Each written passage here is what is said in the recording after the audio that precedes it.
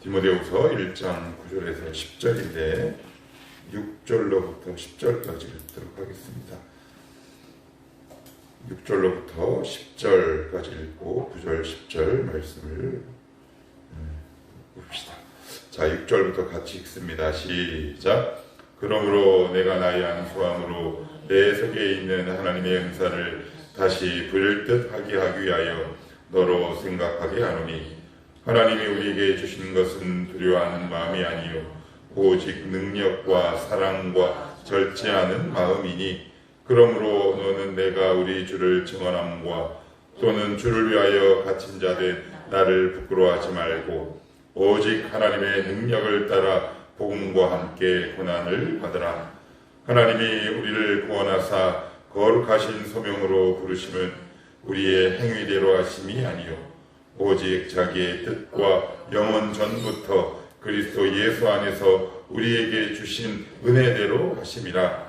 이제는 우리 구주 그리스도 예수의 나타나심으로 말미암아 나타났으니 그는 사망을 패하시고 복음으로써 생명과 썩지 아니할 것을 드러내신지라. 아멘. 아마 여러분들도 느끼시는 바고 저도 말씀을 전하면서 느끼는 바지만 그 아침 기도회든 아니면 성경 공부 아니면 제자 훈련 또는 1년의 모든 말씀을 배우고 익히는 그 과정 속에 이렇게 있다 보면 제 자신을 봐도 그렇고 우리 교인들을 봐도 그렇고 우리 가운데 자기만의 성경 이해와 인식, 이 말은 다른 말로 바꾸면 자기만의 하나님에 대한 인식들이 굉장히 뿌리 깊게 박혀 있구나 라는 것을 참 많이 보게 돼요. 그런데 그게 잘 드러나지 않습니다. 드러난다 하더라도 잘 뽑히지 않아요. 그래서 어떻게든 자기만의 방식으로 믿음의 길을 고수하고자 하는 마음들이 우리 가운데 이제 많이 있는데, 제가 어제 큐티에도 쓴 것처럼 7절에 보시면 하나님은 선하신 분입니다 라고 우리가 입술로 고백하지만 우리의 깊은 영혼의 기저, 그 깊은 곳에는 하나님에 대한 어떤 막연하고도 두려움, 여기서 말하는 두려움은 하나님을 경외하는 두려움이 아니라 우리에게 일어난 모든 나쁜 일들을 다 가져다 주시고, 그리고 조금 더 단적으로 표현하면 내가 좋은 일 일어나는 꼴을 못 보시는 하나님이라고도 말하는 사람들이 의외로 많이 있다. 그런데 성경은 어제 우리가 살펴본 것처럼 A가 아니고 B이다. Not A but B. 영어에, 그리고 헬라의 강조 구문을 사용해서 단호하게 이야기를 합니다. 왜냐하면 그 당시 처해 있던 디모데는 여러 가지 어려움에 이제 몰려 있었는데, 자기가 그렇게 아버지처럼 따르고 있었던 사도 바울의 투옥, 거짓 교사의 발현, 그리고 기타 여러 문제들, 그 가운데에서도 로마 제국의 조이는 여러 가지 핍박과 박해, 더군다나 경험도 일천하고 없었잖아요. 그래서 아마 의기소침하고 두려워하는 마음에 빠져있는 디모데에게 바울은 이렇게 얘기한다 그랬어요. 우리에게 주시는 것은 두려워하는 마음이 아니요 오직 능력과 사랑과 절제하는 마음이니. 그래서 우리가 두려워하는 마음이 드는 가장 첫 번째 이유는 사랑. 그래서 어제 요한일서 4장 18절, 온전한 사랑이 두려움을 내어쫓나니 두려움에는 형벌이 있습니다. 하나님의 사랑을 날마다 확인하지 않게 되면 우리는 자그마한 일에서도 끊임없이 두려움과 회의와 의심에 빠진다라고 사도 바울이 말한 데 이어, 자, 오늘은 이제 이렇게 디모데에게 얘기합니다. 9절 보시면 하나님이 우리를 구원하사 거룩하신 소명으로 부르심은 이렇게 나오는데, 이 말씀은 조금 번역에 있어서 옮겨오는 데 있어서 약간의 착오 정도가 있었던 것 같은데, 9절은 이렇게 읽어야 원래 문맥에 맞게 그 문장의 흐름이 이어지는데, 하나님이 우리를 구원하시고 우리를 부르신 소명은 거룩하심입니다. 이게 맞는 표현이에요. 그러니까 하나님이 여러분들을 이렇게 부르셨어요. 부른 가장 큰 원인은 뭐냐면 거룩함이래요. 거룩함. 그러니까 예수님이 보혈을 통해 우리를 이렇게 불러내신 이유는 결국 우리가 가야 할 지점이 있대요. 물론 하나님 입장에서는 완벽하게 이제 우리가 그리스도의 보혈로 거룩해졌지만 우리의 내면은 어떻습니까? 그렇지 않잖아요. 이 말을 조금 더 해석을 달면, 얘들아 너희들 예수 믿었지? 나와 함께 가야 할 곳이 있다. 쉽게 예를 들어보면 출애굽이 다가 아니잖아요. 그들을 이끌고 결국 가나안 땅으로 가는 모든 일련의 과정을 구원이라고 보시면 돼요. 지금도 우리는 이미 구원 받았지만 우리의 구원은 지금도 진행형이다. 그래서 우리는 불완전해요. 이미 구원 받았지만 우리의 구원은 지금도 진행형이죠. 그러니 우리 가운데 여러 가지 하나님의 연단과 때로는 부족한 것을 채찍질하는 하나님의 긍휼과 사랑이 있는 거죠. 그래서 시편 23편은 이렇게 다윗은 적고 있죠. 주의 지팡이와 막대기가 나를 안위하시나이다. 여러분, 지팡이와 막대기가 뭐냐면 양들이 엉뚱한 길로 갔을 때 이렇게 툭툭 치는 건데, 여러분 그것이 그냥 툭툭 치는 거겠습니까? 말 안 들으면 세게 쳐야지. 바로 그것을 이야기해요. 정리하면 우리를 구원하신 건 그냥 끝내는 것이 아니라 나와 함께 가야 할 곳이 있다. 너희들은 나와 함께 살아야 할 때가 있다. 그러니 나와 함께 가자. 그 최종 목적이 바로 어디냐? 거룩함, 영적 선도를 유지하는 겁니다. 그리스도의 가장 중요한 소명, 첫 번째는 영적 선도를 유지하는 거예요. 그래야 거기서부터 하나님의 은혜와 복, 소명도 출발해요. 성화에 우리의 최종적인 방점이 찍혀 있는 거죠. 그리고 나서는 이렇게 10절에 9절에 이야기합니다. 하나님이 부르심은 우리의 행위대로 하심이 아니요 오직 자기의 뜻과 영원 전부터 그리스도 예수 안에서 우리에게 주신 은혜대로. 그래요. 하나님, 그러면 좋아요. 왜 이렇게 은혜를 베푸십니까? 라고 여러분이 하나님께 물어보시면 성경은 이렇게 여러분에게 대답을 할 겁니다. 자기의 뜻, 이게 무슨 말일까요? 내 마음이야. 너에게는 아무 조건이 없어 라는 말입니다. 여러분들이 은혜 받는 조건이 뭔가요? 한번 저에게 대해보시겠습니까? 그건 하나님의 전적인 은혜다 라고 얘기를 해요. 우리가 이걸 날마다 상기할 때 겸손해집니다. 가장 무서운 질투가 뭘까요? 영적인 질투예요. 가장 무서운 전쟁은요, 종교 전쟁이에요. 가장 무서운 교만은요, 종교적 교만입니다.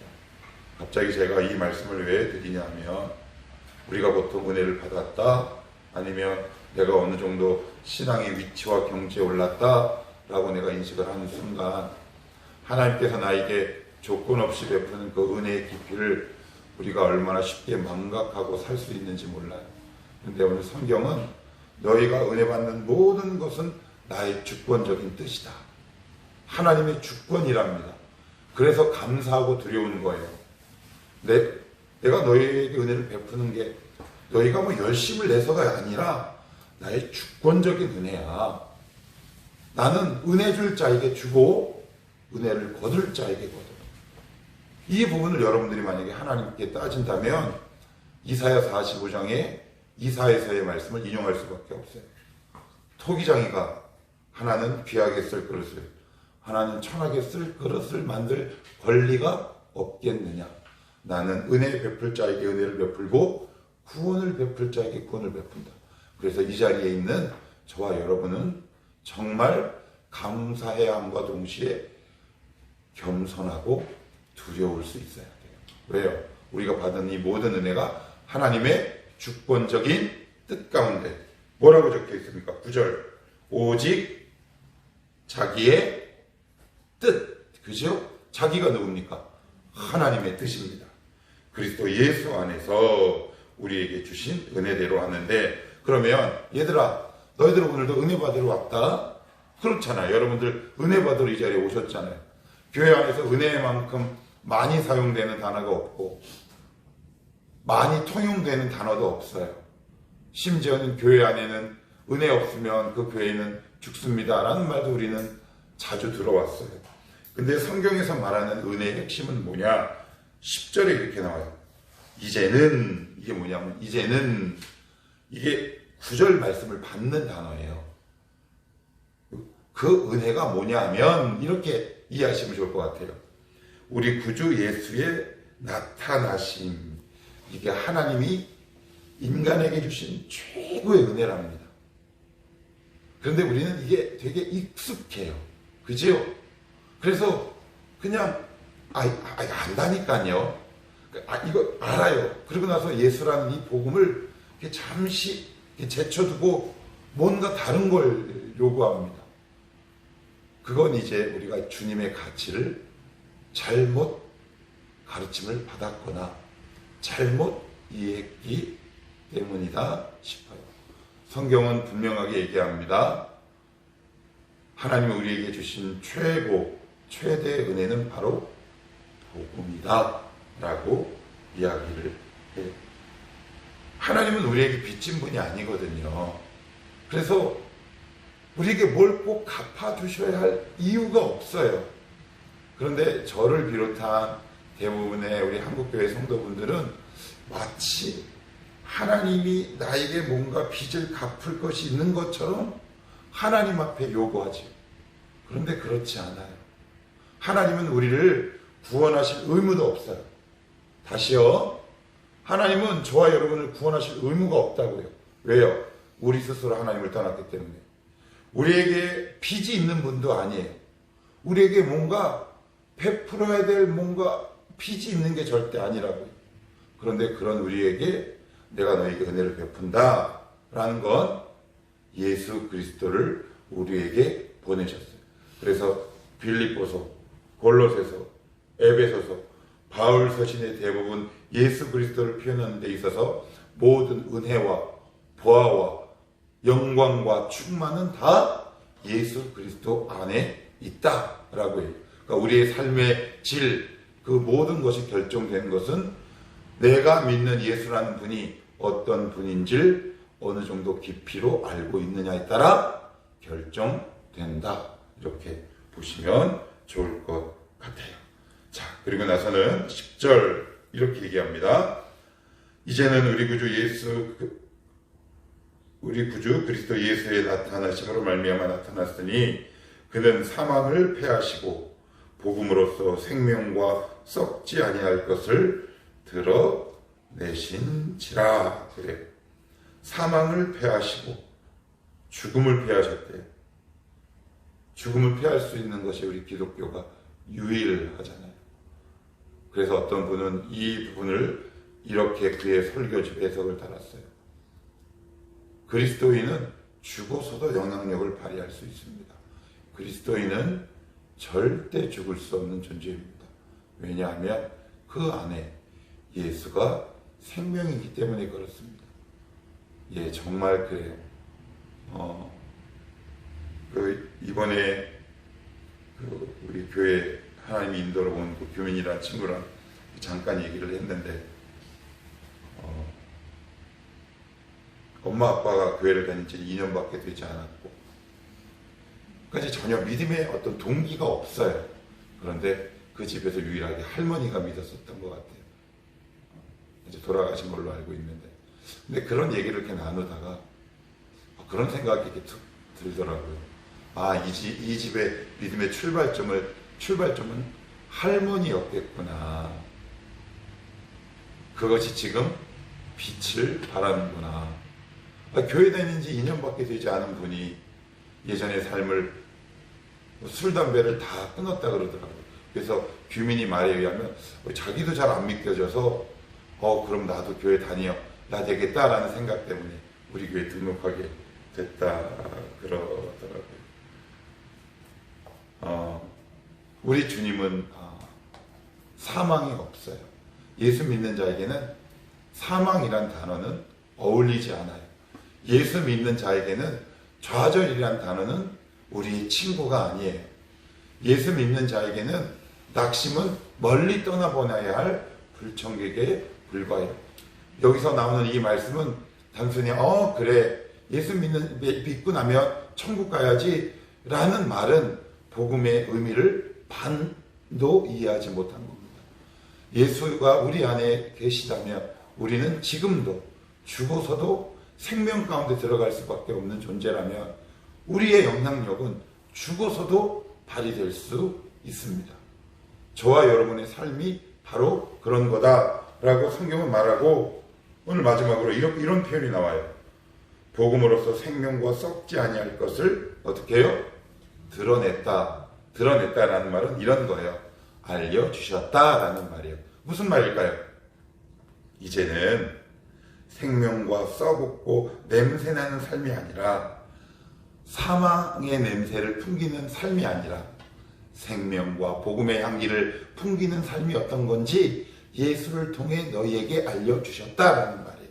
그러면 이제 이것을 알고 있는 우리에게 뭐가 있을까요? 책임이 뒤따라요. 왜요? 남들이 알지 못하는 것을 알았기 때문에, 남들이 알지 못하는 비밀을 알고 있기 때문에, 남들이 받지 못했던 은혜를 받고 있는 자이기 때문에 우리는 거룩한 책임이 뒤따를 수밖에 없어요. 거룩한 희생이 따를 수 있고요. 때로는 그 가운데 하나가 전도의 부담일 수도 있겠고요. 전도의 책임감일 수도 있을지 모르겠어요. 그렇지만 그것보다 더 중요한 책임감은 어떤 책임감일까요? 이제 이 말씀대로 살아야겠구나라는 거룩한 결단이 뒤따르는 행동일 겁니다. 우리에게 알려주셨대요. 예전은 몰랐어요. 이제는 말씀의 깊이가 더해가고요. 예수 믿는 게 이런 거구나 라고 우리가 점점 알게 될 때 거기에 따른 거룩한 책임감도 우리에게 뒤따른다. 왜요? 우리에게 알려주셨거든요. 이거 너만 알아. 이렇게 알려주셨다는 말이에요.